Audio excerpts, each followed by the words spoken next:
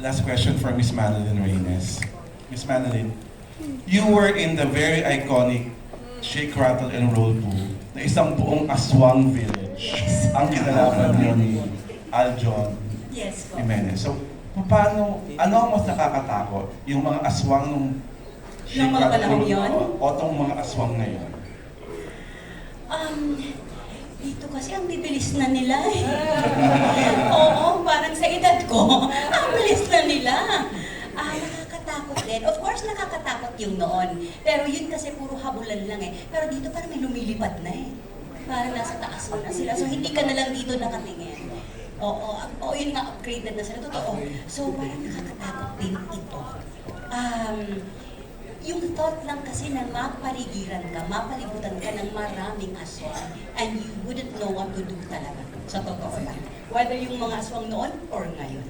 So pareho pong nakakatakot. Thank you, Miss Madeline. Thank you. Thanks, Alvin. Before I give the microphone to Ms. Tessa Mauricio ng Manila Times, I'd like to ask a few questions, of course, kay Richard.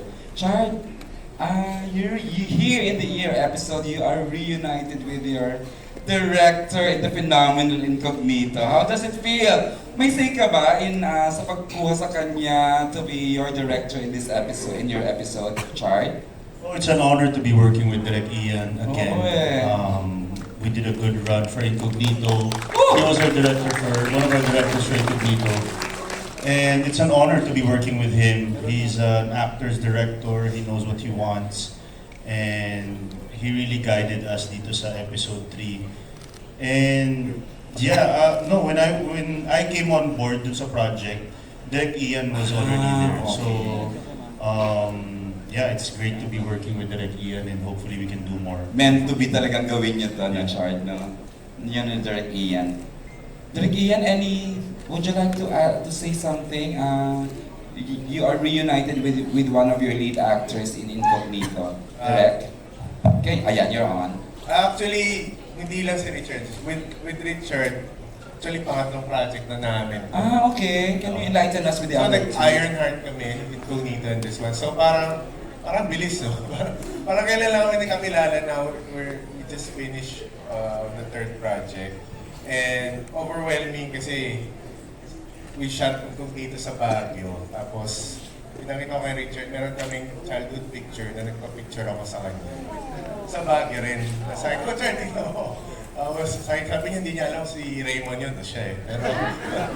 Pero yun nga, yun nga sabi mo, parang somehow, meron ding tulong ng universe sa pagtatagpo ng mga Totoo yan. like-minded na tao na with the same wavelength.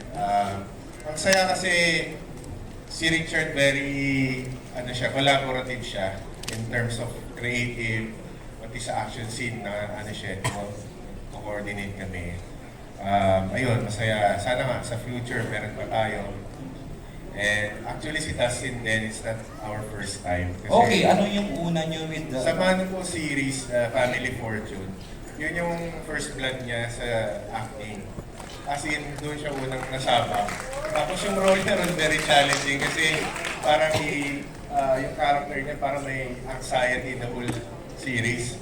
So, ewan ko kung nagka-anxiety na siya after that. Pero I've seen him develop then from that series hanggang sa ngayon, hanggang sa nakaka-overwhelm din marinig ko yung mga fans na nagsisigawan na parang okay, I was part of his career din. So, yun, masaya naman to work with this co. Tapos yung the rest, masaya rin kasi na-feel ko yung hindi lang pagiging professional nila, kundi we've talked some personal stuff na feeling ko nakatulong rin sa pag-open up nila sa akin dito sa project. Alright, thank you, Direk Ian. I'd like to give the microphone to Ms. Tessa Mauricio ng Manila Times.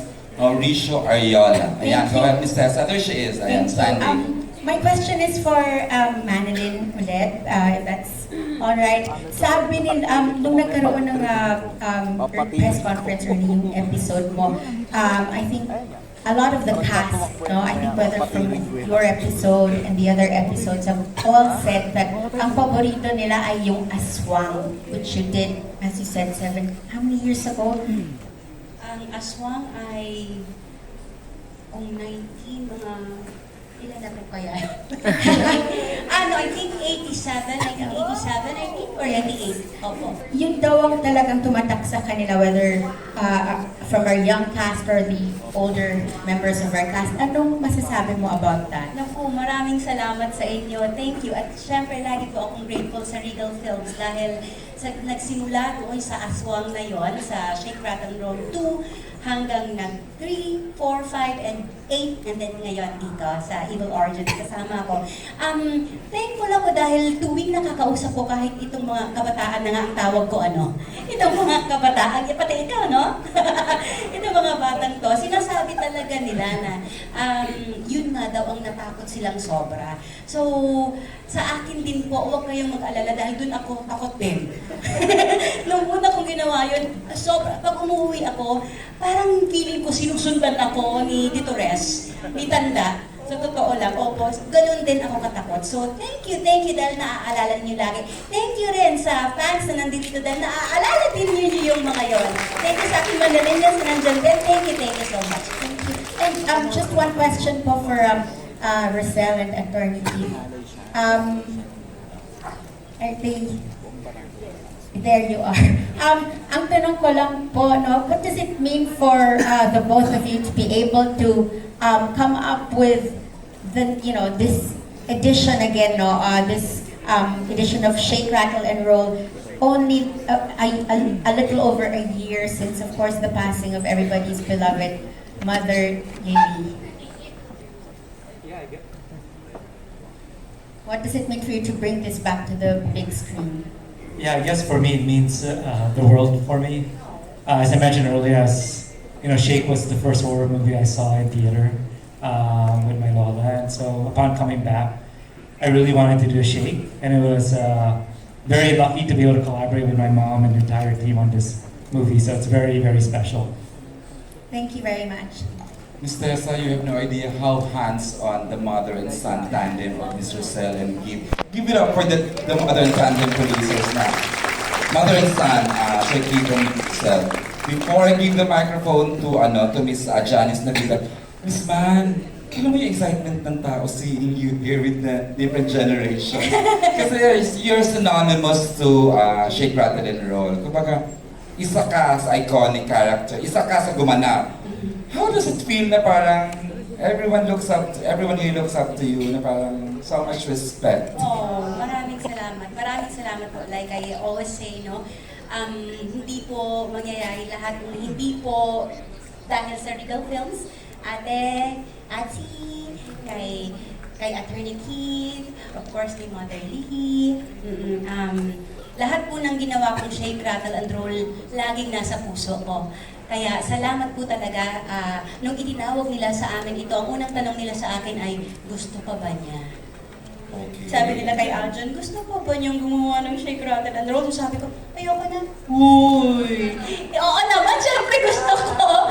Kaya thank you rin sa respect na nakukuha ko, hindi lang sa mga tao na nandito ngayon, sa mga taong sa social media na nagko-comment, nagpapakita ng kanilang pagkagustuhan sa ginagawa ko. Sa lahat ng nakakatrabaho ko, awa ng Diyos, may respeto talaga silang pinapakita sa akin. And I'm very thankful. Salamat sa inyo mga bata. Salamat din sa ating staff, sa crew, sa lahat po, sa production team na ito ng Shake, Rattle. It's a well-deserved Thank you. respect for you, Miss Janice. Thank you po. Again, before I give the microphone to Miss Janice,